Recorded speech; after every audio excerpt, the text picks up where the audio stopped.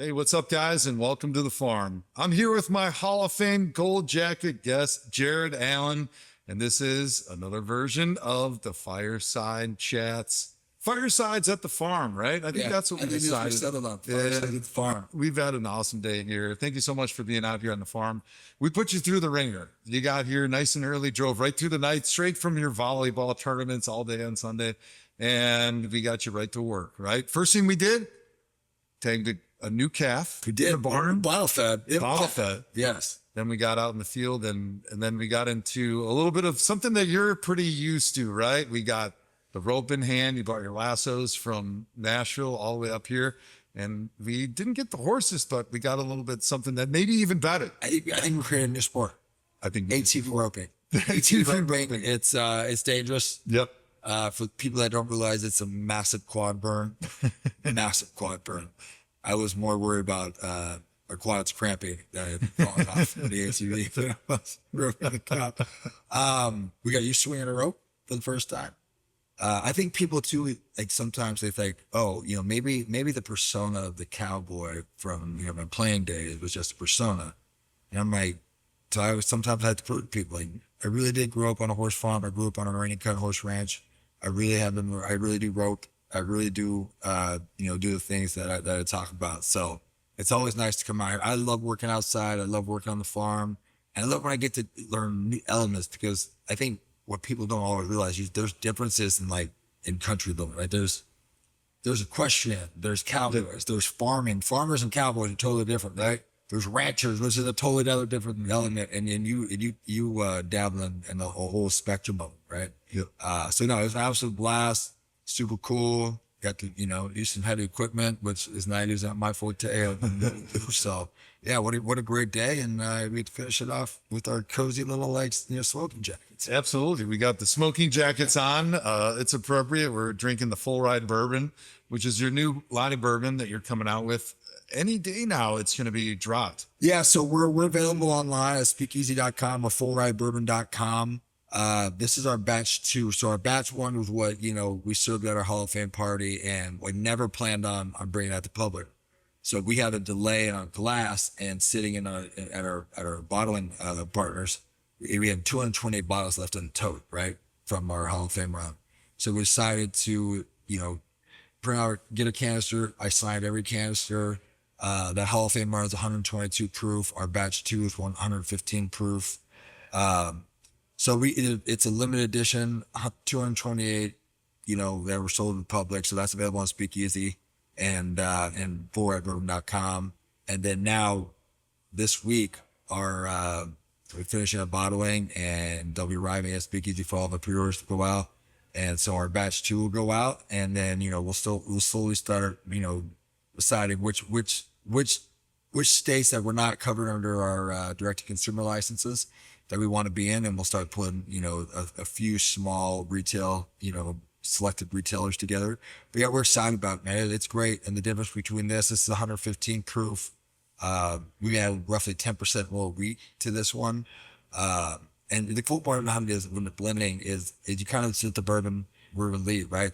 Let the juice lead. And so, we have, we don't even know what the next one's going to look like. Yeah. If it ends up being the same, great. If not, and they're both great products, and you've had both. Test. But I'm more excited about what we're doing by pairing this amazing American Wagyu beef with this bourbon. I don't know why more people don't do that. Yeah. And I can tell you, kid approved. From my hunter, so most of my red meat comes from elk. Mm-hmm. But when you sent that Hall of Fame beef gift box to me, and my kids had started with the Wagyu burgers. Yep. And now they're crushing all the Wagyu steaks. That's all they talk about. Is this Mr. Joe's beef? Is this Mr. Joe's beef? And if it's not Mr. Joe's beef, they're not eating. They don't want it. I'm dead serious. They are absolutely spoiled. I say Mr. Joe's beef, and bam, they are. Boom. Forks and knife. They beat up the horse. They don't even need knife, Dad. It's the cheat code for parents to be able to get their kids to eat good, healthy protein, clean protein. They get that Hall of Fame beef. And my kids are great eaters, but they absolutely devour your product. I love it. It's a fun day. So we're excited about it. And it's fun because we've got this collaboration coming out for Father's Day, right? We've got the Full Ride Bourbon. We're putting together an awesome bundle of our Hall of Fame Farms Wagyu. And it's really fun that now with our post-career opportunities in business that we're both partaking in with your Full Ride and my Hall of Fame Farms, we're able to get together and do stuff that is fun, that's exciting. We think it's a great opportunity to put something fun, you know, in front of dad, or just even after Father's Day, to be able to have an awesome gift, something that's great throughout the entire summer. Yeah, you said like what I think both products, right? So you look at I'm a big me and my wife and my family big foods, right? Like we're beating organic gardening, organic farming, growing our own food, like, you know what I mean? Just like you said, if it comes from the earth, I want to put them in my bottom. Right? I think in this day of convenience, it's nice to go back to kind of some of the traditions and what food really means. And you know, as you spend a lot of time in Europe too. You know, Europe approaches meals and foods kind of differently, right? It's about the community. I mean, it's about that experience. And I think that's what's great about the products, right? We're not, we don't sell our bourbon we're not trying to sell it to clubs. Like we're not just shot drinking. Like I want a guy that has had a great hard work. Their kid just graduated, you know, high school or college, whatever that's successful, whatever that gritty, whatever you worked your butt off. We want to celebrate those moments, right? Like, so our motto was grit and determination deserves to be celebrated, right? And so we want to bring people together, right? And that's what you guys do, right? That's what food do. That's what a great meal does. And we just sat down after working on the farm all day, had a great meal. And that's what's about. You're talking, you know, as my Hawaiian friends say, you're talking story, right? You're talking the story. You're having fun. You're interacting. Like, you know, we're sitting here BSing about our football careers, college, dumb stuff we did in college, right? You know, and then the next conversation we're bragging on our kids about how. So I mean, that's what brings people together. And so for me, I think it's a perfect bond. I'm excited to be a part of it. It just sucks that it, you know, to 20 some odd years. Yeah, exactly. So people see us sitting here and they think that maybe, you know, the collaboration between your bourbon and my Wagyu was the first time that we've ever gotten together. But actually, our history goes back to my rookie year in the NFL. You probably don't even remember this because my very first NFL game, preseason. So literally the first time in my NFL Browns jersey was playing against you. Now, granted, it was a preseason game. You were playing for the Chiefs at the time, but I remember getting ready for that game. And, you know, as a rookie, like everything's humongous. Like every moment in the NFL is massive. And I remember looking at the scouting report in training camp and like my hands are shaking. I'm like, oh my God, I go, it's Jared Allen. What are you just playing? How am I ever going to block this guy? You know, thankfully he took it easy on me. It was preseason. You were getting your 6 or 8. I think I got and you didn't out there. So I could say I didn't give up any sacks, but that was the first time we actually met on the field and banged stalls. You and I have always had a great camaraderie together. I've just had a lot of respect. I watched you in college, right? I was one of those guys that I knew the guys coming out, and I always had a chip on my shoulder against guys that were drafted ahead of me, right? And not to mention guys that came with a lot of hype, right? So I remember like I had Robert Gallery, you know, comes in. Yeah, number 2 overall. He was the baddest thing. Guy, right? And here I am, a rookie, and I'm the 126th pick. Yeah. Right. This guy's number 2. And so I was just like, it was my mission. It's like if he's playing tackle, it is on, right? So yeah, I remember he got drafted, and again, preseason. Now, my philosophy about preseason was much different than other people's. It was like, just get me through here. I think I really want to be on. You were in before your time. Yeah, that's how they do it now. But back when we were playing, it was like, let's grind these dudes out and see if they can survive. No, my first couple of years, you know, in the preseason, I mean, I wasn't my first year, especially when we were not the starter. We were playing along, right? Oh, yeah. I had great coaches that took care of me in the preseason once I was a starter. But no, I mean, we had mutual respect. I'll never forget talking to you on the field and Pro Bowls and stuff as we got to know each other. Obviously, yeah, you good dude, great player, good husband. You know, you're always introducing your wife and kid, and we had hunting in common. And, you know, unfortunately our paths just never crossed, you know, as far as like getting out and doing all that stuff together. But obviously we always, you know, stayed in contact through the game. So it's a very natural fit. But yeah, no, I was something too. Like we got, and I was like, unfortunately for me, I think we only played each other once. Maybe There's a handful of times. So preseason when we were in Kansas City, and then Minnesota. I think it's like my second season. You guys came to Cleveland and you beat our ass. That's when you guys were rolling. You, Kevin Williams, Pat Williams, and then Brian Robeson was the other defensive end, I think. Yeah. And I remember being in the 2-minute drill the entire second half because we were down by like 3 scores. And that was another nightmare game. Oh, that in Cleveland? That was in Cleveland, and then we played you again. Yeah, in the Metrodome. Yeah, in the Metrodome. Yeah. So, but no, I don't remember ever getting a regular season sack on me. Well, thank you. I'm glad you remember that. Yes, I remember that also. Yes, I was going to bring it up. Yeah, true. Now, part of it was. I always say part of it was like quarterbacks always make it so I think good quarterbacks make it harder to get sacks. Oh yeah. And I view it the opposite, right? Good quarterbacks give you chances to get sacks because they're willing. Like you take Aaron Rodgers for example. Aaron knows if he holds that ball for a half second longer, makes a guy miss, he can make a big play down the field, right? Guys like Peyton are going to get that ball out of him. I believe Brian Hoyer was your guys' quarterback those years, right? Yeah.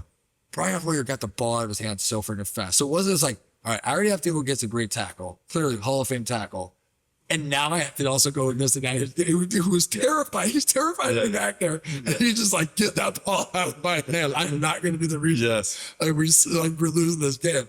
Where I've always found out certain quarterback. Now, Peyton was very obvious to get the ball out of his hand. But guys like Tom, and even those quarterbacks that are willing to extend plays, give you extra shot. And probably, and you could answer this better than I could, but they probably give offensive linemen a little bit more fit. Yeah. Because you're expecting, I need 3-step balls have to be out, right? 5-step ball has to be out. You have an internal clock in your head, right? And so, yeah. But I did tell everybody, I was like, the only sack I got, was a Pro Bowl. and I think we both were disgusted with the fact that I actually got the sack. I was happy to allow myself to get out of the way to let you sack the quarterback as long as you didn't hit him too hard, right? That was I knocked the ball out of his hand. It was yeah. Just don't hit the quarterback. If you can knock the ball out, everybody's going to be happy. But who was that one quarterback of the great quarterbacks that you played against? You played against a lot of great quarterbacks throughout your career. Who was that guy that you were the most satisfied with when you were able to get him down to or that calf rope when you threw your hands in the air just felt the most gratifying? So all the great ones, but Peyton, right? So Peyton and I have a weird history. So my very first start was week 6 in the NFL with against Peyton. And we beat them, that was during Kansas City. Yeah, that was the rematch of the that playoff game where no one punted. Remember that? And the Colts ended up beating the Chiefs in 2003. So I get week 6. I get the nod to start my rookie year and playing Pitt the Colts, and I must have hit him 5, 6, 7 times. Right? Yeah. Like I did get a sack off, and so that trend continued. Playing them in the playoffs with the 2000. I guess it was 2006 when they won the Super Bowl, right? And same thing, couldn't get on the ground. So finally, my very first sack in Minnesota was Peyton. Oh, tell me about it. Yeah. So they actually laughed. I was talking to I'm blanking on the tight end's name, but his daughter was playing volleyball too. I made a lot of old Rudolph. No, I made a lot of old teammates, by the way, at volleyball champions. Okay. We all play volleyball, right? What is it? Gosh, who was the tight end? For the Colts, or was it Clark? He was the backup. Clark. Dallas Clark's back. Dallas Clark's backup. And then there was the third string. But anyways, Peyton called protection, left him in the block. Right. That's a bad deal. Oh, it was bad. Yeah, bad all deal. Especially when I was already in 9-10. Come on. Right. So we hit the same. And you know that tight end's going to pop up. He's going to flip his hips and try to play basketball. Yeah. And you're just going to go. And my philosophy with tight end are not real people.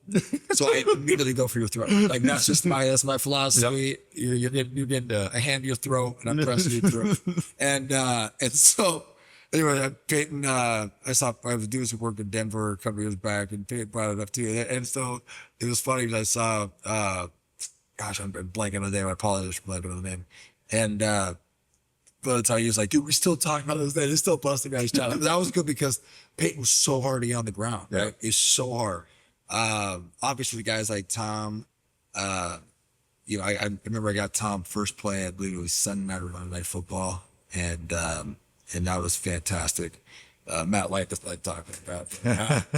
No, but so those are the ones. Those I think, and for me, it was always the ones that got more mad. You know, when a quarterback gets mad at the line, side, as a crap talker, you're just like, oh, Daddy's mad at you. And you knew Peyton was going to get pissed because he always had that disapproving dad look at everybody. Oh, what the? Come on. I mean, he would yell at his receivers. He'd yell at his tight ends. He was yelling at his old. Wow. So you knew that just was and so Philip and I obviously played against each other. We played each other just with trash talking. So all those great quarterbacks are the best. But I got to say, Peyton was probably one of my all-time favorite sacks just because, you know, it was like finally a sigh of relief. Like I think I've sacked every top major quarterback at that time in my career.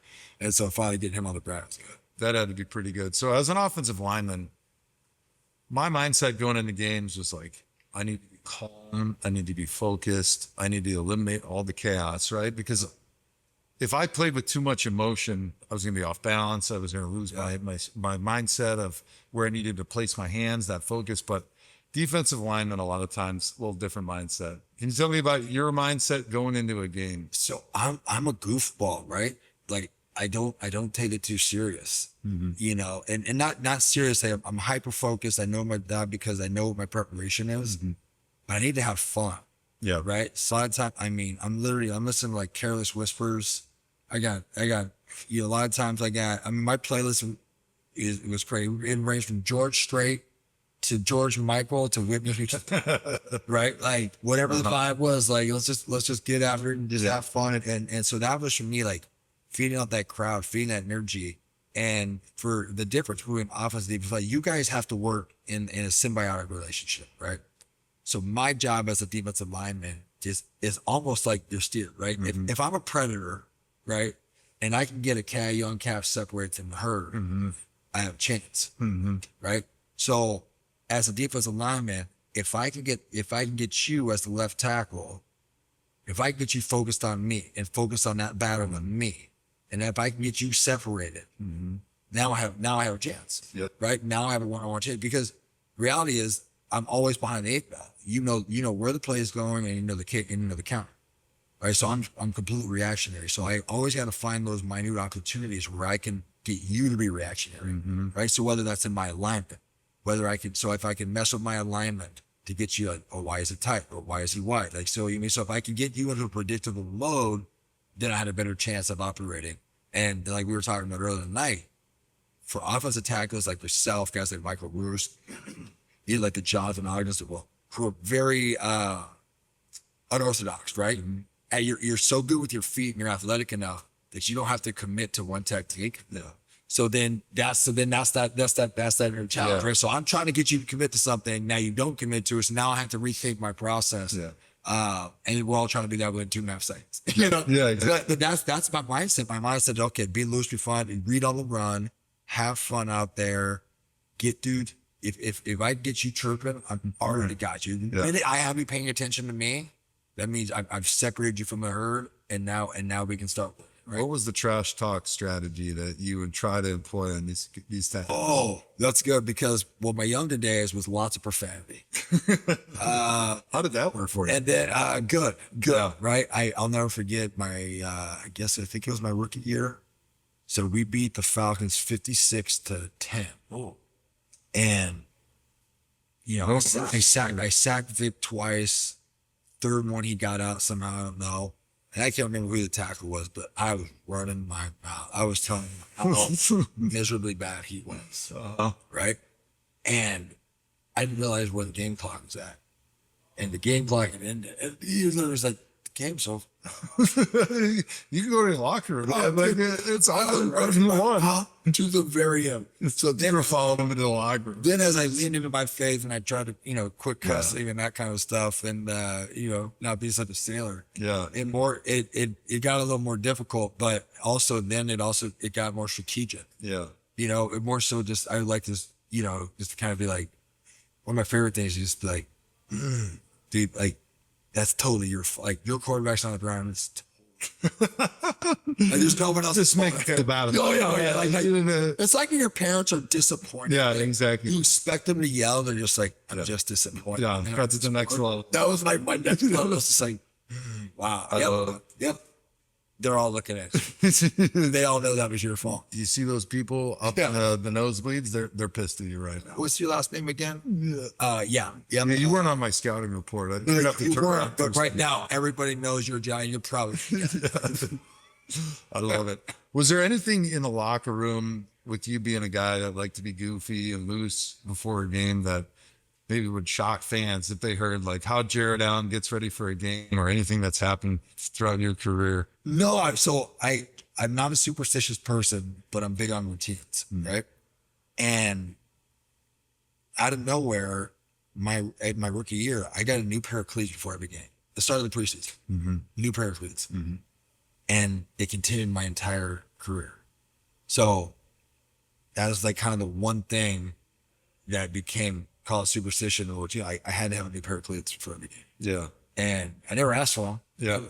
They just always gave me new pair of cleats. So, so that might be something weird. But other than that, no, I think like I wasn't like the guy listening to heavy metal, like, already pumped up. Like, I need to be chill. I just want to relax and have fun because this is a game I've been playing my whole life. Yep. And so it's that deal, right? And then I always keep my processes the same. You know, I tend to, I'll eat the same pregame meal, same routine, same with this, because then if you could take all the, like you said, you take the distractions out, right? And if I prepare the same way every time, the results should be similar. Yep.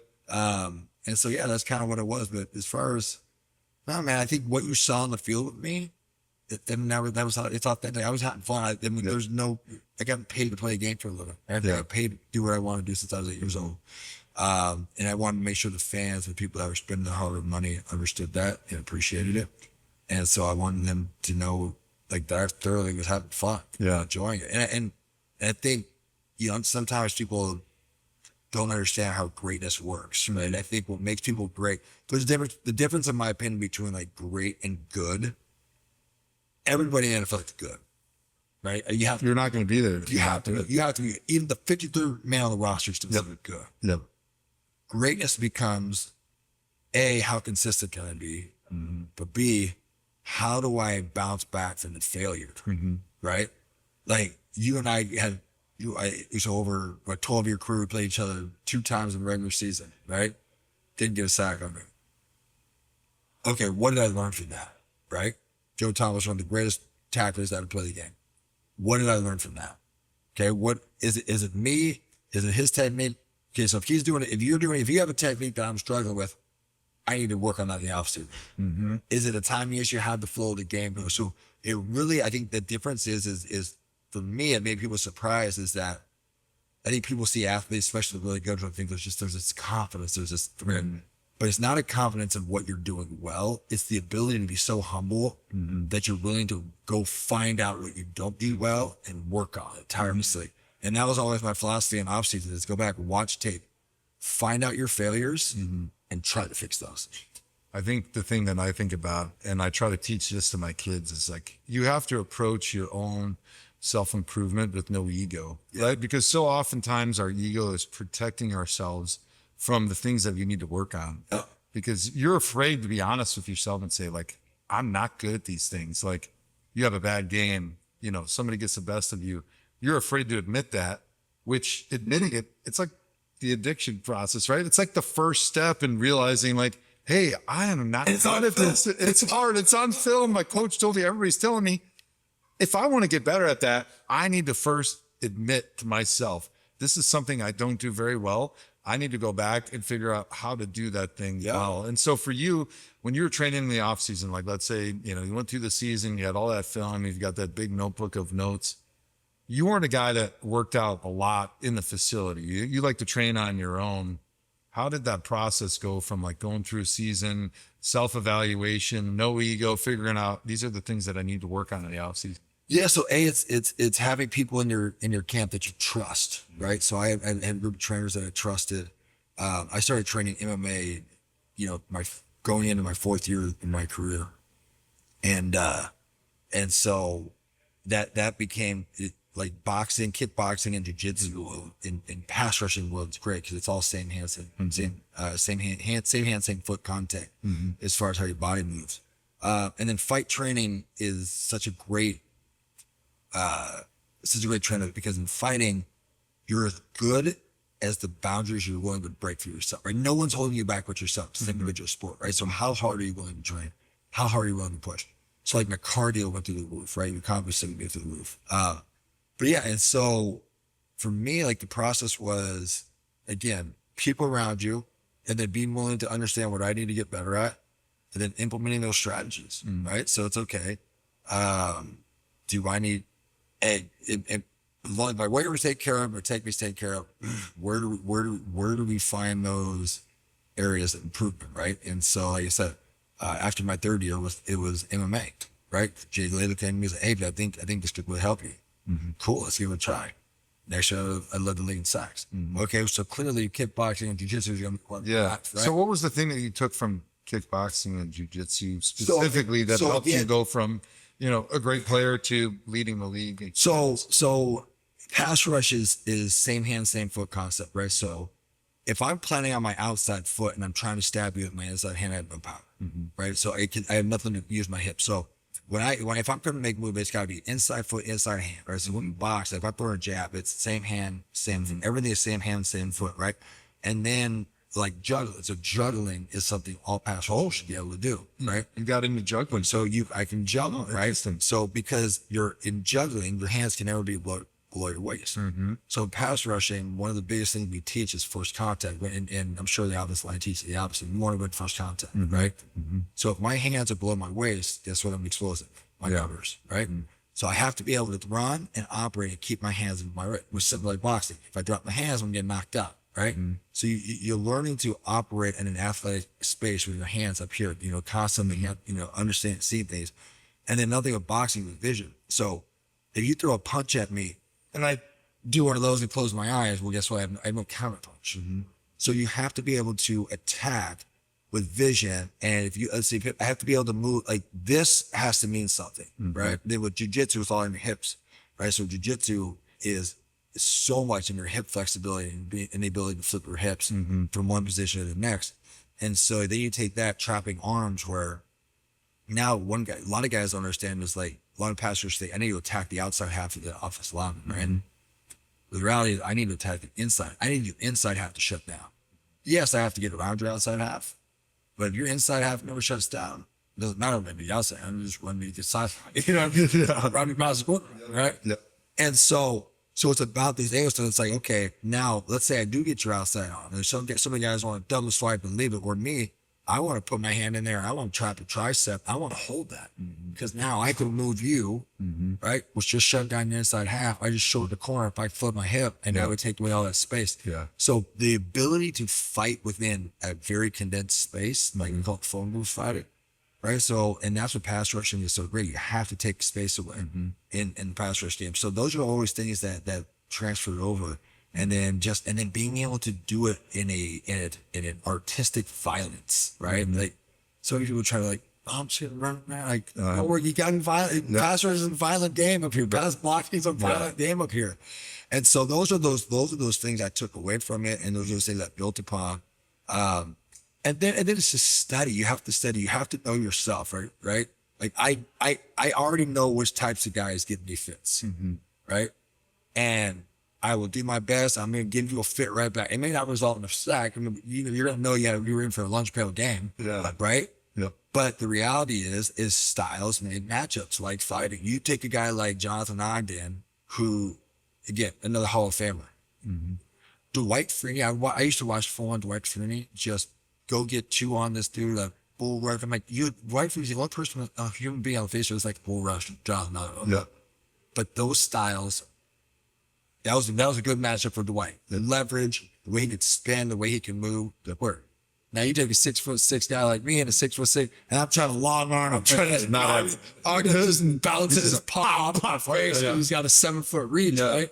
Yeah. Like it's a different fight. So it's understanding that, and then I think what the fight game brought to me is that confidence of, like you talked about earlier. If I be productive as far as, sack numbers or stat numbers. Hey, there's 1,000 other ways to be productive in a game, right? So you have to understand that. How are my tackles? What were my turnovers? What was this? Yeah. How did I hold my run gaps?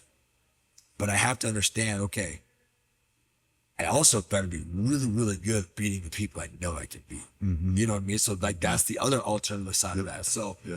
it's this weird game, right? It's this again, gathering information, applying it, training techniques, and then capitalizing on the situation you have.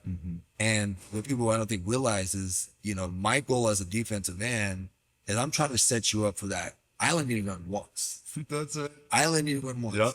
Right. So if I win, there's a stat that used to be, if you won 1 out of every 17 rushes, you'd end up roughly like 15 and a half, 16 and a half sacks. Right.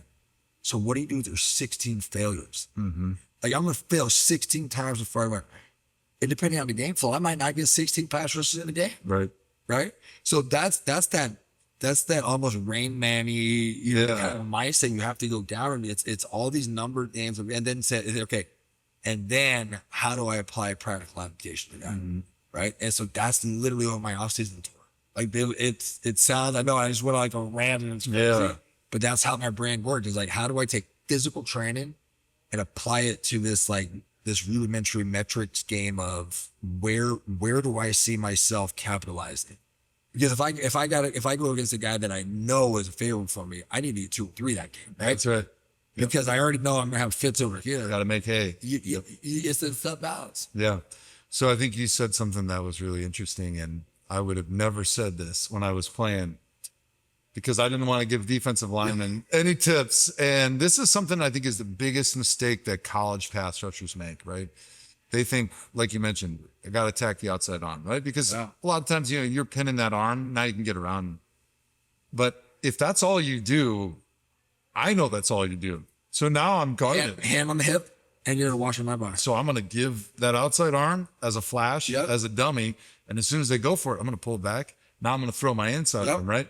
So as a pass rusher, you have to break down the inside. You have to go right at the guy because as a tackle, if somebody's going right at me or threatening my inside, I have to stop my feet. I can't keep setting, right? Because I'm not going to overset and then get beat inside. And so to get the tackle to stop his feet is the most important thing in a pass rush. So if all you do is rush upfield and try to attack my outside arm, it's fucking cakewalk, baby. I'm just rushing you past the quarterback all day long. It's the best day I've ever had. And your quarterback better hit that back foot and He's stuff. going to hit his back foot. He's going to step up 2 steps and he's going to fire it 30 yards down the field for a completion. But guys like you that made you great was to understand, like, I need to go at you. I need to break down, even though I'm not trying to go inside every single time. That's how I get you to stop your feet.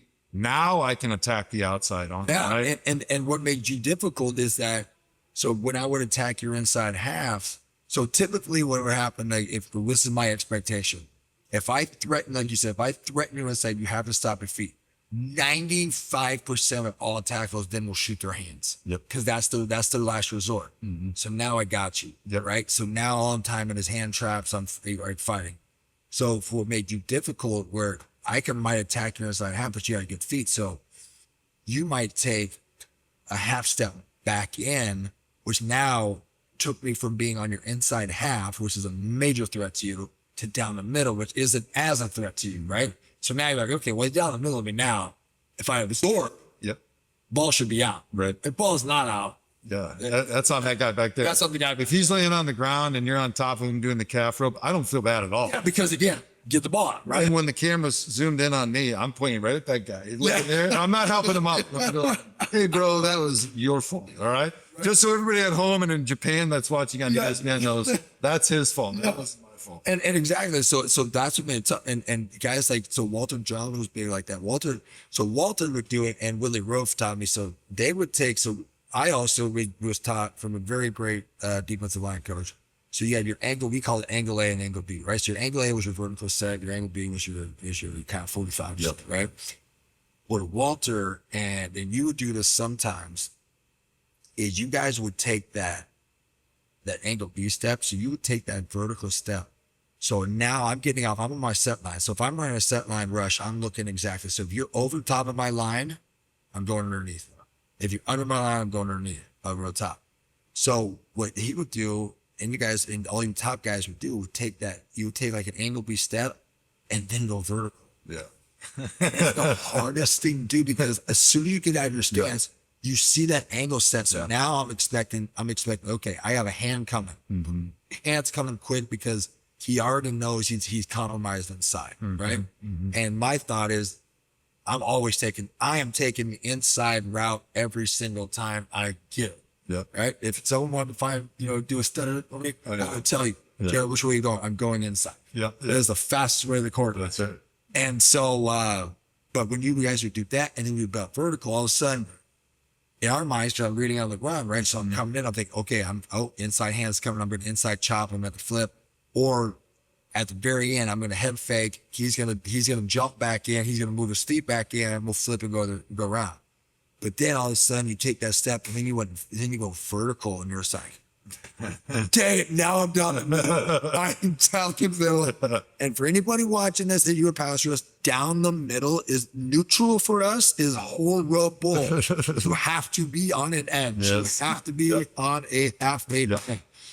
And then all of a sudden, you're like, well, crap. So now you're going from you're thinking you're hand fighting into a long arm progression because now I have because I'm underneath. Yep. And I have to attack you vertical now. So now I have to try to get a piece of that inside number to get you back to commit. Yep. And then next thing the ball's out. Yep. And so you end up in this, just like, that was like the whole, this started, it went from being really, really good in my favor to very, very bad and then mediocrity. You went, immediately. I realized offensive line, if I was an offensive lineman, my whole goal would be to create a mediocre playing field. Yep. Like, what do you want? I want you to do nothing. Like, Yeah. I want us to be like, did you do anything? I have to. Yeah. I don't have to do anything. You have to be. Yep. Exactly. That's the one thing I tried to do. Like, eliminate predictability is your best friend. Because depending on where you were lined up, I was going to take a different set. And also depending on down and distance, what the protection was, where my help is. And to change my sets was big because it changed your footwork. Yep. Because I knew just like you were trying to break my feet down, I was trying to break your feet down by taking vertical and then going and get you.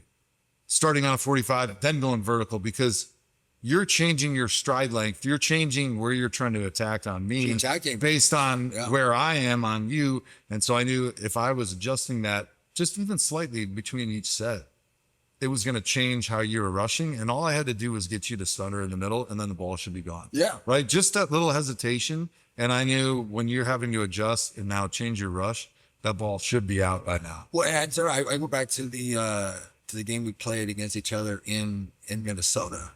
Right. And I remember coming around the game and I'm like, my gosh, I felt like I had some great rushes. Right. A couple of times I think I remember got around the edge and I'm just like, and then, but guess what? That's the point. The point of it, why offense is frustrating for defense is because sometimes you can feel you have a good rush, but guess what? I also have to work. We have a team. You guys are working in unison of 5. Yeah. People tend to think D line is this. So if my D tackle doesn't get a rush that time, guess what? Quarterback, you said, hits his back feet, steps up in the pocket. My rush feels great. Yeah. And you're like, okay. Yeah. You just made it on the horn. Yeah. And I'm like, but I was at the launch point. Yeah, that's right. Launch point changed this time, buddy. Changed. It was a 3-step. You know what I mean? So that's that constant battle. We were just like, and then I remember that year, Brian Moore doing a great job of getting the ball out of his hand. Right. So now you take a Hall of Famer like yourself with a quarterback getting the ball in hand, you have no chance. No chance. No chance at all. But that's the fun part of the game is because you go back to talking about footwork. Like, so I tell young guys all the time, like, as a defensive end, we have a width and a depth issue, right? So as defensive tackles, they have a depth issue. So how I can try to affect you is, okay, if I tighten down, I'm hoping the fight's happening fast, right? If I'm wide, so what a lot of people I was like, a lot of young guys get wide to run the horn. And that's the worst thing you can do. You're wide, you know that tackle has to kick to you. If I'm lined up in a wide 9, I am going inside 99% of the time. Right? But so you take a smart gentleman like yourself and all your Hall of Famers that I had to play against, and now you guys are playing the same head game I'm playing. Right? So it becomes this weird chess match when like, all right, I gotta take him out. I gotta line up wide outside this time. And remember, I'm always thinking in this 1 out of 17. Out of 17. Yep. I have to, and that's why I love the 2-minute drill. because I get you multiple times. That's right. Yep. I get you multiple. No one's passing, right? Yep. So all right, I'm gonna I'm gonna give you the same look for 3, and on that 4th time, it's gonna look the same, and I'm gonna come on, or I'm gonna head back and come around, Yep. or I might actually tighten down half a step, and hopefully you don't notice. So when you set me over, you set your normal set, you're slightly over the top. Boom, inside, right? Yeah. So, but that's what makes the game fun. And I think that's what some of these younger generations are missing. They're missing that cognitive gain within the game, because everything is so specialized now. Man, everything's so stat driven on how many sacks do I have, but it's like, but what about the art form? Yeah. There's an art form too. Yeah. It's a beautiful dance between the offensive tackle and defensive end. And some days it doesn't go your way, but it's not a loss. Like, you know what I'm saying? Like, you're going to get better from it. If you lose, you're going to get better from it because you're going to study that film. Yeah. And vice versa. I'm like, all right, how do I beat that move? My last year in the NFL, I tore my tricep midway through the season. And I wish I would have played you that year. yeah, exactly. Yeah. I'll think it was a chicken wing, but Joe, which arm is hurting?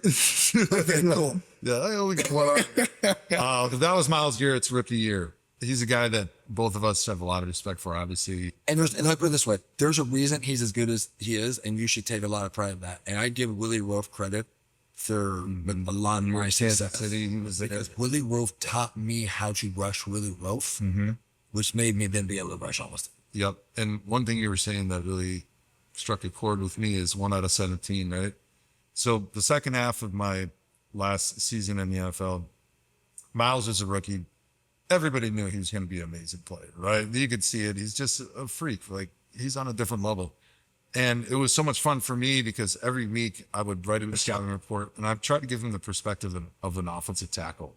And those were the things that I talked about, because I said, when I'm studying a player, I think about, okay, he only has to win 1 out of 17. What's his mindset? What is he thinking about? How is he trying to set me up in the first half to get one in the second half? Yeah. And great players like you guys are doing that, right? Because it was like, I think about you and Freeney and some like DeMarcus Ware. It was like, first half, I may be just rushing up the field. I'm trying to attack your outside.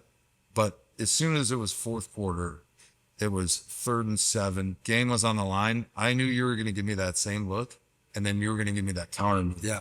And that's one of the things I try to preach, and I try to teach Myles is like, each rep is its own rep. However, you need to think of, how can I make the biggest impact on the game? Yeah. And the biggest impact typically is made in the second half. It's when that game is on the line. It's 3rd down. It's 4th down. It's 4th quarter. And you're trying to set that guy up with what you do throughout the whole game to get to that moment, to give him a look and then give him your counter for the very first time, because you won't be ready for it. No. Right? Yeah. And the great ones are thinking about it. They know what your counter is, and so they're waiting for it. Yeah. But most guys don't think like that. No, like guys like you, so then you're like, all right. Is this the count? This is the count. So it's on your mind. Yeah, 100%. Now and one thing I think a lot of guys don't realize is how much information you gather in the run game. So another reason that you were a great tackler, and all great past pro tackles that I've ever played against were very good in the run game.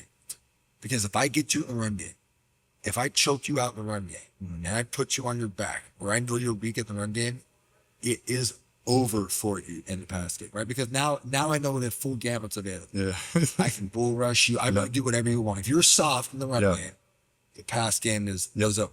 If you're a reaching guy, and like if you're one of these guys, I got your chest all day long. Right. It's over, because again, they don't realize I'm trying to capture inside numbers. So if you're just going to open the chest, thank you very much. And that tells me you have bad hips. You can't, you know what I mean? You have to wind up to move. And so guys that were strong in the run game, crap. All right.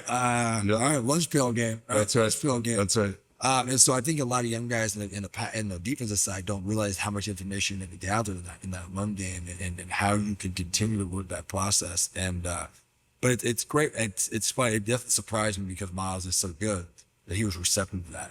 And I'll never forget, it was my rookie year. I mean, going against Willie Wilkes out of 102 as a rookie, right? In training camp. And I'm battling Willie Wilkes every single day. Oh man, that would be brutal. Oh my gosh. and then Vermeil made the mistake of calling me out in the middle of, after one of our minicamp practices, about how well I was challenging Willie. Oh God. Oh, sad deal. We're like, come on, coach. The rest of my training camp really tried to absolutely destroy my face. But what Willie was cool with, he allowed me to ask him questions. Yeah. So I just said, you know what? He arguably one of the greatest tackles ever put this in. I'm going to ask him as many questions as I possibly can. And I said, Willie, hey, because he looked like, oh, hey, coach, you know, coach, he couldn't barely walk. And I remember, so Dwight would struggle against him. We're talking about Freeney. Freeney, again, one of the fastest, freakiest spins on the face of the earth. And Willie would say, he goes, oh, coach, I already know, he's faster around the edge. Like, I just, why I want to line if he's around the edge. And so I just, okay, I let him roll around and my hand on his hip when I'm washing by. Yeah. And that's what he said. But you said, oh, if he's on the ground, I'm pointing him up to you fall. So Willie said, he goes, if you don't step up, that's on him.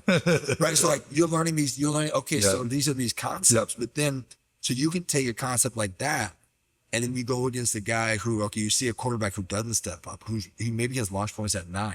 Well, I already know offensive line's philosophy, right?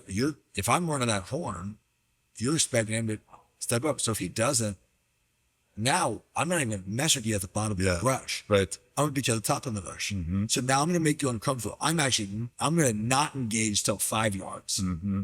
And so now you're now kick, right, and now you're out of sorts. Yeah.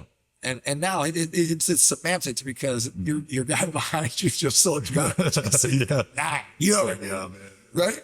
And so that's the fun part about the game that is so cool that I wish a lot of these young guys would understand that mental fortitude and be willing to cross the aisle and talk to your offensive lineman. Right. If you want to learn how to beat offensive linemen, right, talk to offensive linemen. Absolutely. Right, and vice versa. Yep. It's to me, it's a no-brainer. It doesn't happen. Yeah. So you talked about your relationship with Willie Roof and how he was so important with you developing you early on in your career. Who's that one guy that you played with, offense or defense, that you would go to war with? Oh, dude, Kevin Williams is my favorite teammate I've ever had. And he's clearly one of the greatest players, D tackles to play the game, but he's a great human being, right? I learned so much from him about how to be a husband, how to be a father. Dude, just a solid human being. And he was so smooth. Like, I always say, I laugh at that. It's taking him so long to become a finalist for the Hall. Yeah. Right? He was sitting with their gold jackets on. And because I watched that dude, I'm embarrassed dudes that are, right? But he did it so smoothly that you almost didn't recognize what he was doing, right? And then he had some of his best years when no one else was there, right? And I tell you all the time, like, he was probably pissed that I signed there, and it took like 6 You owe him one. Hey, Kevin, if you're watching here, but Jared owes you a couple. You know what? Like, so we learned earlier, so like, it's one of those things, like, he just practice his ass off, secretly funny, just quiet demeanor, but I mean, an absolute technician. And the biggest thing we had to learn when we first started playing against each other was like, how to play together. I'm used to doing what I want. Yeah. He's used to doing what he wants. Yep. And so we realized early on we couldn't rush on the same side. Right? And I was like, take it. I don't move to the right side. Yeah. I'm stationary. That's my spot, buddy. You go back and forth. So that means when you pass rush, you always pass rush from the other side. And I'm sure he was pissed about it. Yeah. But that's the type of teammate he was, and he still had Pro Bowl years every year. You know what I mean? Like, and here's a guy that you had the freedom to do that. And because you knew, clearly I wasn't going back and forth from left to right, so I was here. But he also knew, like, if he stayed on the right with me, that was easy for the offensive line. I'm in full side us. Right? You're in full side us, and we'll take our chances on the backside with whoever's there. Yeah. And so we said, one of us are going to draw the double team. Someone's got to do it. Yep. Right? And luckily for me, protection is inside out. Yeah. He puts his ball on me. but no, dude, he did it, and he still challenged me. He pushed me. He made me better. He made me better run player. Like, that dude will never know how important he was in my life and just how he did it to me. I love him like a brother and would do anything for him. So that's my guy. And I had a ton of great teammates. And I met, obviously, a ton of great relationships outside of the team, as you probably did. But there's always that one guy. You know, there was always that one guy who just is like, they're just special. I'd rather die. Yeah, that's my guy right there. That's awesome. So What about yourself? yeah, so for me, that's a great question. Probably Alex Mack or Joel Latonio. You know, I played with Alex for like 7 years in Cleveland. He was my center, and He was a stud too. But he was a nice sequence. he had such a good mind. And You just never had that. support. You had never had the person on the back end to just help you guys out. I know. Shit. Like you look back, me, Joel Latonio, left guard, Alex Mack, John Greco was our right tackle. Never got the accolades he deserved. Greco was good, but he was a stud. And then Mitchell Schwartz. It took him going to Kansas City to get the All Pros he deserved. But I mean, we had 4 guys that had made multiple All Pros at their position, but 4 wins is all we had to show for. Just to show up where the quarterback is, right? Yep. But that's what's crazy. It's like, and we were talking about that on the farm earlier. Just you're one of the O-line is so hard to gain recognition for. Yeah. Right. You were blessed with the fact that you came over the spotlight. Well, it's a blessing and a curse, right? Yeah, you have to show up for it. Right. But you had a spotlight, which then stayed on you your whole career because I mean, you know how Pro Bowl voters go, and it was just like, Yeah. When I was with Kansas City, it was like, well, that's the number one off. Joe gets it easy. Joe gets it no matter what. Yep. But and that doesn't usually happen for offensive linemen because typically you look at records and who has the highest rushing yards and stuff like that. But your guys' offensive line was known throughout the league for being dominant. Like you knew you had a lunch pail game. Yep. When you came in, your whole goal was like, you guys are you guys are obviously get a factor at the point of attack. Yep. But if we could force the ball, if we can force the ball outside after the point of attack, we're good. It's almost one of those things too, like let the quarterback throw. Let it throw it. We'll just make the tackle.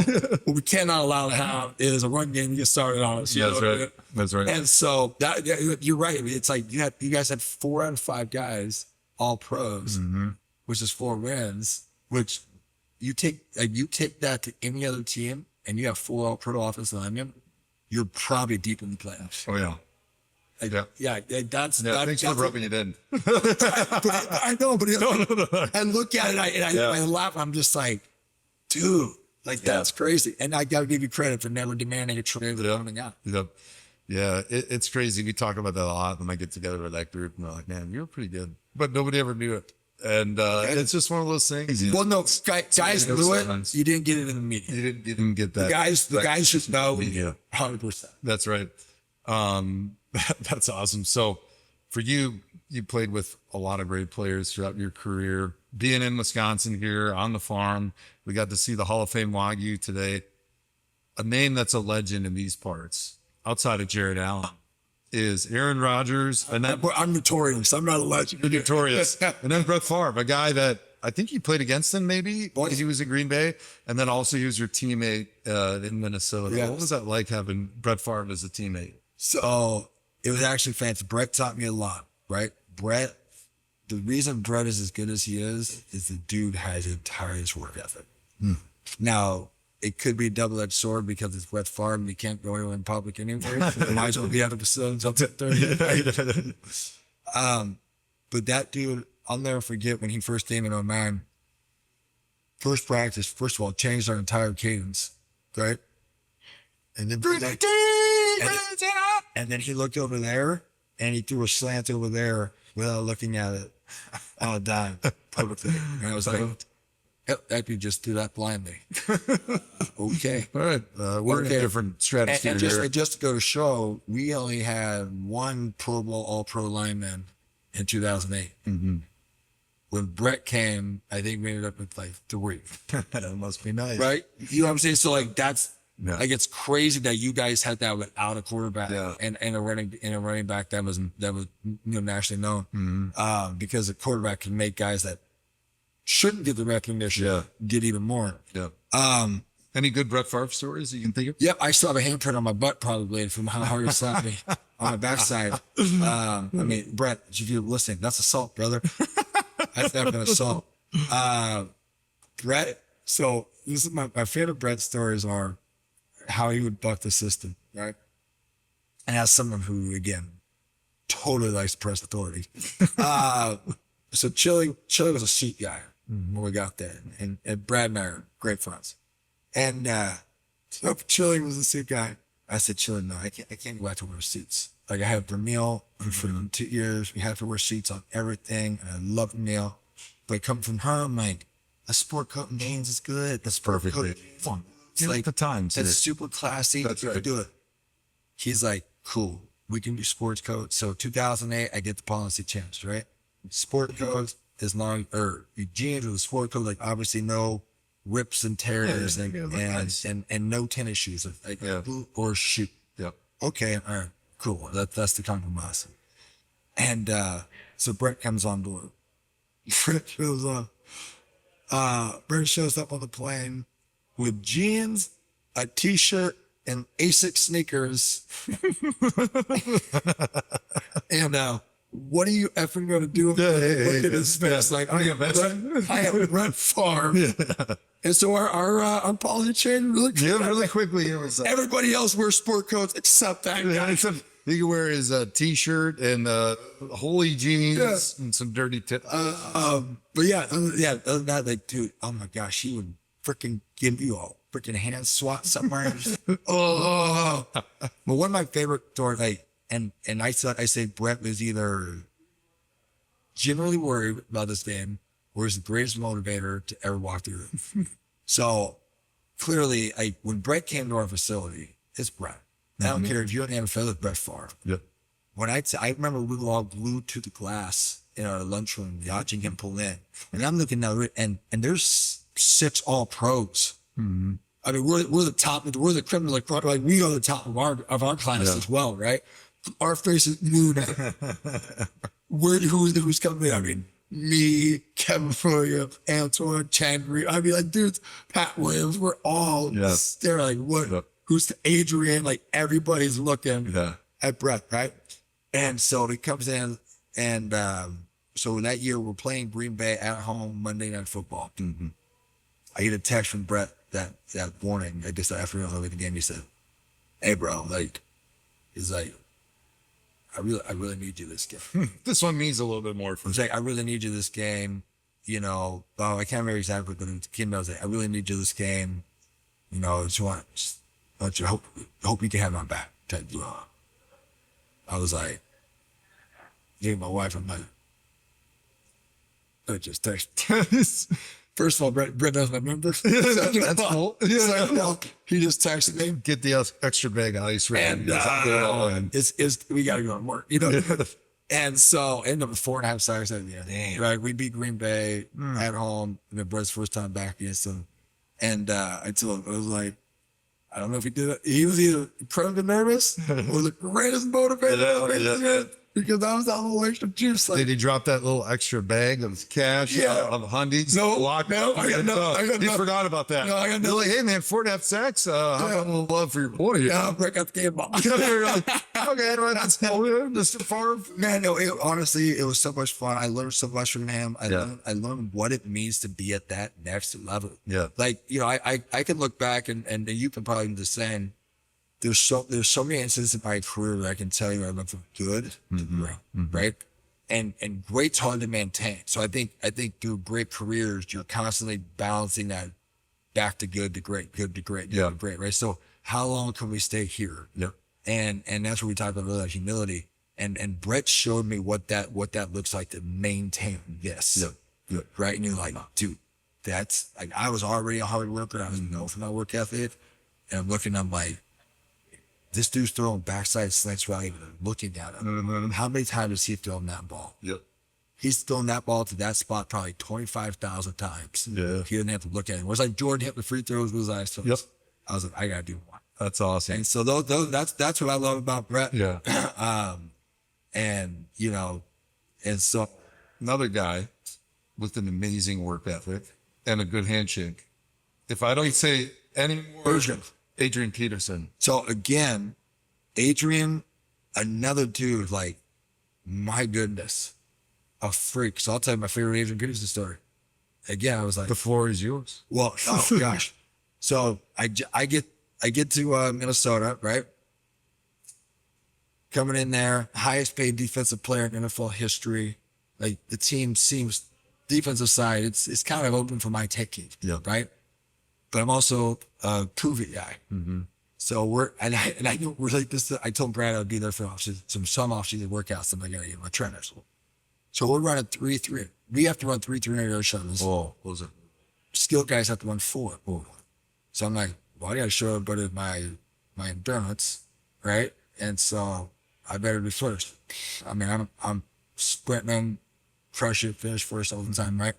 Feeling pretty good about myself. Adrian on this 4th one beats every steel person by 50 yards. Comes to breaking up, right? He's like, I gotta break up. And I look, and he is completely horseshoe. He's got to dip in.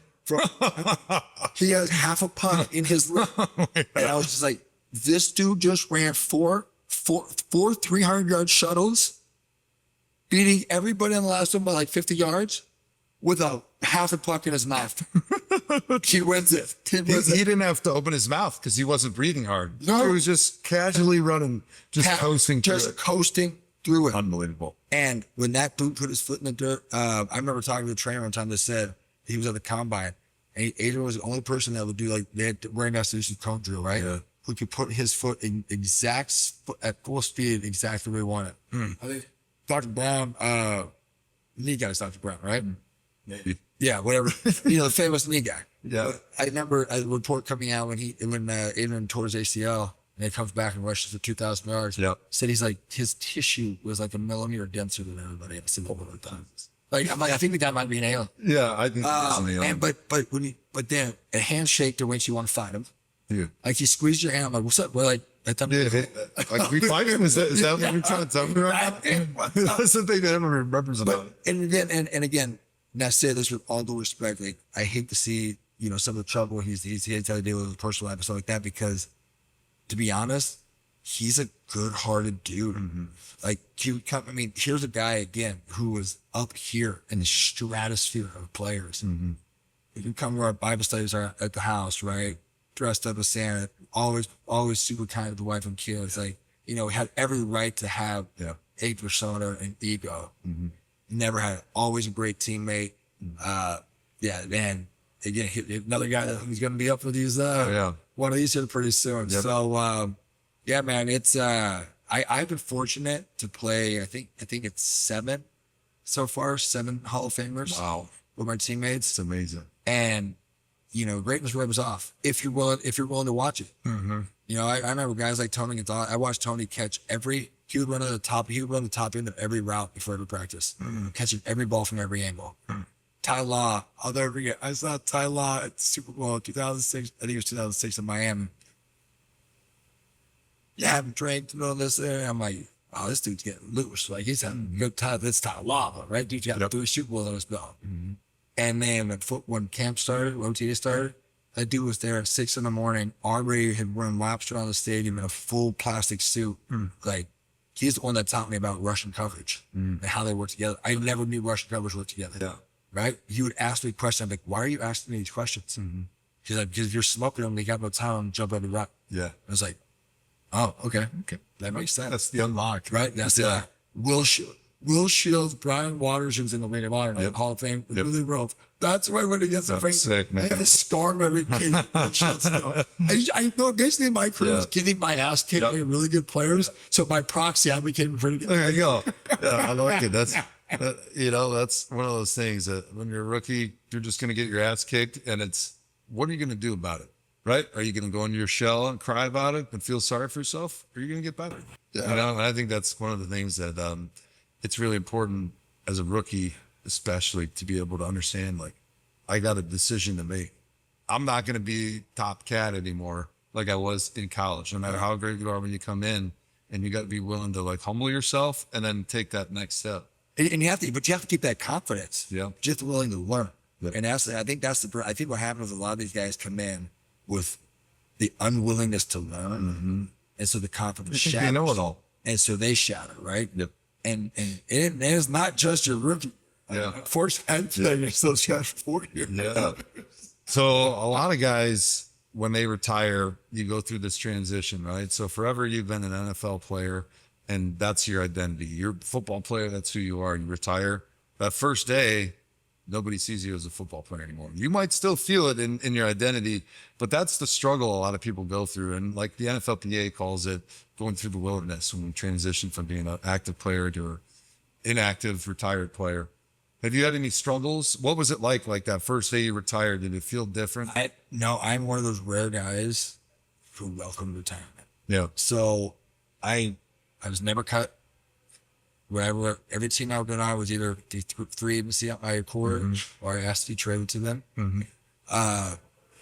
I knew my last 2 years. I only planned on playing 10. And I always joke, but serious. The only time I played for money was when I signed with Chicago.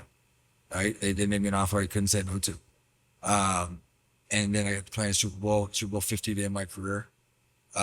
Unfortunately, we didn't win it, but no, but my identity never lied solely in my football, right? So I always knew it was means to an end. I'm like, even if I've done 15 years, right, which is say in a career, it's such a short span of my lifetime. So my faith is obviously a big part of my life, right? And so that's first and foremost, I found my identity in Christ, and then second of all, it's like I put everything I have in this sport, right? So I don't have any regret. And again, I know some guys have regrets through injury, through cuts, through whatever. My injuries, I blew my L5 out twice my last 2 years. That sucked. My goal was always eat to 150 sacks. But at some point you realize you're chasing money, you're chasing stats, or you're chasing a ring, right? And to me, it got to a point to where it was like, those things are trivial. That's not really what football is about, right? Chasing the ring, from a team standpoint. But are you chasing it from a team standpoint, or are you chasing it from the legacy standpoint? You got to be honest with yourself. Yes. And then it got to the point where Sundays are always great. Sundays are freaking best. But am I willing to put the type of effort in I need to 6 days a week to be at the standard I deem necessary? Right? My standard was Pro Bowl, All Pro. Right? Like, that was my standard. If I'm not getting that, I'm pissed. The years I didn't get double-digit sacks, I'm pissed about those. And the reality is I wasn't willing to put the hours in the offseason anymore. Like the pressure to be on top of your game all the time, I wasn't willing to match that call. So I was like, yeah, I'm good. And so when I walked away, again, obviously financially I was fine. Great wife, great kid. My wife obviously sacrificed to be the caretaker, the main caretaker when you're in season, how demanding it is, right? So for me, it was a chance to be ever present in my kid's life, to take some load off my wife's shoulder and approach it with a challenge. Right? I always look at every phase of my life as a challenge, right? And I think people are naive to think that one phase is going to last forever. So no, I never had the ups and downs. I remember Kyle Tilley calling me and was like, "Be ready for the dark days, brother." It's like, Kyle, I love you. It's not where I'm at. Because I'm at peace. Like, I got no regrets. I did everything on my accord. And I'm good because the reality is, if you're honest with yourself, every man knows when it's time to hang it up. And then I got some great, I give Chris Carter a bunch of crap for this. Again, I've been surrounded by too many gold jacket people. Because I blame him for my L5. I was going to retire with him, right? So Chris told me, he said, "Jared, when you think it's time to retire, play 2 more." So I always remember Chris, I was going to retire at 10. I had no knee problems. That felt great. Yeah, thanks a lot, buddy. I played 2 more. I blew my L5 out twice, broke my foot, and 500 girls later, and then he also, I give credit to Chris. He'd be too great, but he said, "When you think you're done, play 2 more." And then when I was going to the hall, process, he was like, "I promise you." He's like, "A, you're going to get in. B, once you're in, no one cares how long it took." And the process fades away. And he goes, "Trust me, as someone who was more pissed off than anybody ever through the process, and now I'm one of the biggest advocates." So, again, I think and I say that's my long-winded version of saying I also have really good advice, right? I also have good people around me to be like, hey, and I know what Chris was saying. Chris was saying, play 2 more to make sure it's out of your system. right? Play those extra 2. They might not be your best. Yep. Because what would happen? Let's say I had 15 my last year. Yeah. Well, maybe it's not time. Yeah, maybe time to go one more time. Maybe it's not. Maybe it's time to go one more. Son. Yeah, maybe 65 is Yeah, yeah, You know exactly. what I mean? So you were never cut. You were able to walk away on your terms, but you had to wait to get in the Hall of Fame. What was that process like, having to sit there and hear other names called to be able to put on that gold jacket before you yourself got to do it? You know what? It was a roller coaster from the standpoint was, so first ballot finalist, right? As you were, so you know exactly what that feeling is. And then you try to not put an expectation on that first year, because you're like, that would be super cocky of me to think like, you know, the process. And I have unfortunately had, you know, Peyton, Wilson, Good class. Charles Johnson, Megatron. So, you know, great class, right? And so, but my frustration lied in every year it went on. You don't get a whole lot of feedback back, right? So some years you might get some feedback back from your presenter. Some years you might not, right? So the hall always takes a neutral report, and I get it, there's a amount involved in the vote, right? But they have to deliver the bad news, and they're just like, is there a why? Because, you know, you got me over here trying to book babysitters and, you know, things like that. The big Super Bowl, what's the why? So for me, I would get more mad that I let it affect me, because the reality is when I started playing, and I would argue 99% of Hall of Famers didn't start playing football being like, I'm gonna be hot. They were like, hey, this is a cool game. I can tackle people and I don't go to jail. That's awesome. Yeah. Let's do this again. And then your work ethic, the gold jacket is just a byproduct of your work ethic of year after year after year after year, right? And so for me, it started getting to the point, and then I would get bad because, you know, Eric Allen put it best. He says, we're all competitive people. And then you find yourself being competitive against your peers in something you have zero control over. And then you're also trying to judge yourself against people who you have the most admiration and respect for. So all of a sudden now this whole thing turns negative. And like, didn't this supposed to be positive for, then this sucks. Yeah. Right. And it's like, and then you don't even know if you're in or out yet. You're just like, this already sucks. I'm over this. You know? And so for me, I'm a guy that's like, just be upfront with me. If I'm good enough to be in, put me in. Yeah. Right. I'm not playing the politics game. Yeah. I'm not kissing the ring. Like, it is what it is. Right. If I'm good enough to be in, put me in. If I'm not, that's fine. If I'm only ever going to be a finalist, that's fine. Just tell me. Because for 3 weeks out of the year, you get my hopes up. Yeah. And then I'm annoyed because I allowed my hopes to get up, right? And so that was my process. And I would just go back and I would try not to pay attention to it the rest of the year. And then they drag you back into it. And then, you know, I made a joke. I was like, man, if they ever do knock on my door, I'm going to sit there and make them knock as many times as they do. They're gonna earn it. What's it like now that you got the gold jacket on? How has it changed your life? Chris, life's the same, right? Life's the same as far as, you know, day-to-day kid stuff, right? Clearly there's a level of, I think there's a level of, I don't know, appreciation is not even a word for it, of affirmation that comes with the gold jacket, right? I think most people would argue that they played the game right, right? We all play the game differently, but in our own minds, we play correctly. And I think the gold jacket is an affirmation of you played it right. You did it your way. You did it with respect for your peers, for the people that played it before you, respect for the game, and you gave it all you got, right? And so that's what I think that is that affirmation from the community, right? But as far as, man, I'm still an Uber driver. My kids, as most dads are. I tell people, everyone's like, what you up to these days? I'm like, do you have kids? Yeah. Do they play sports? Yep. They will do the exact same thing. The exact same thing. Yeah, my kids are like, if my gold jacket can get them to meet like Morgan Wallen or Bruno Mars, then it's cool. Yeah. But if not, Dad, what good are you? Yeah, that's just another yellow coat. Yeah, I can never wear that stupid jacket. My dogs don't quit crapping in the yard. I told them, I was like, I'm a Hall of Famer.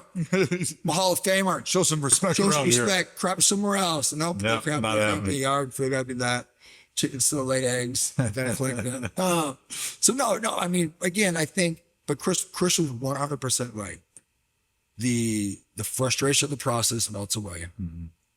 The camaraderie, and I'll say the greatest thing about the hall is the gold jackets in the hall, is the guys in the hall.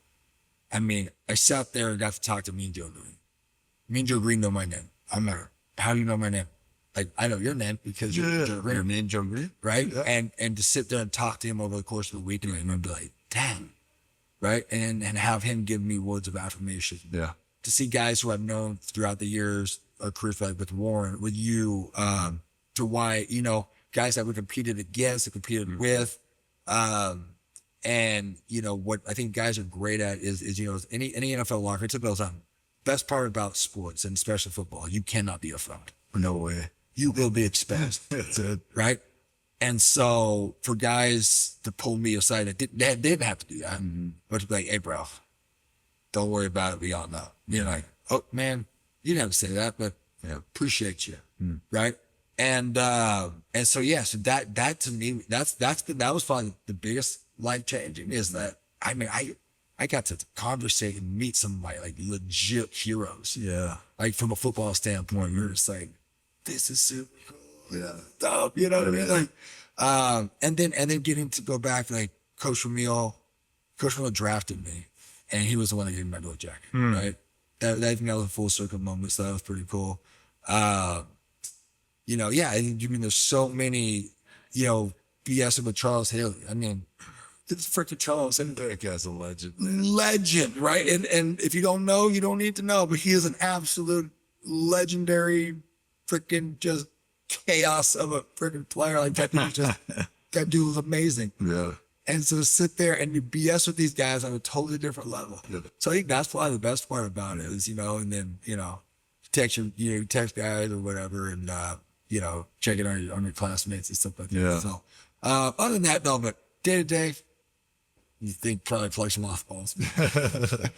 Well, man, the best thing for me is to be able to put together amazing collaborations, have great friendships like this. Yeah. A couple guys that played against each other, had some great battles, and now we're working together. We're promoting the Full Ride Bourbon and the Hall of Fame Farms, the Wagyu box, being able to get together, give something that we feel like is a very special opportunity for people, and having a chance to sit down at the farm, in front of the fire, having a little chat, remembering the good old days, and it's the enjoying best. some incredible bourbon. Oh, it's the best, and don't sleep on that meal they got sitting. Oh, baby, that Joey Bagels, man. Oh. He's unbelievable. We had the first meal in the woods, had the bagel sandwiches, with the Wagyu beef on there. We've had Wagyu beef like 4 different ways today. I mean, every single. I can feel my insane. muscles just like popping out of this jacket. I have to get Please the lookout. All of a sudden, I'm like, That's right. Look at that. My Terry, what's up, Terry? Better watch out when you get home. The wife is going to be all over that. She's going to get that whole jacket right off you. She's like, did you just drive 12 hours to get home? Please go shower. Awesome, brother. Well, hey, man, thanks for coming out to the farm, enjoying our little slice of God's country and heaven here in Wisconsin. It's And amazing. we're super excited about the collaboration we got going Yeah. on here with Full Ride and Hall of Fame Farms Wagyu, baby. Hey, if you like my conversation with Jared Allen, please like and subscribe and check out our YouTube channel with more of these amazing opportunities to watch me and my amazing guests get out on the farm, work some cattle, get our hands dirty, and then sit down in front of our fire and have a fun chat.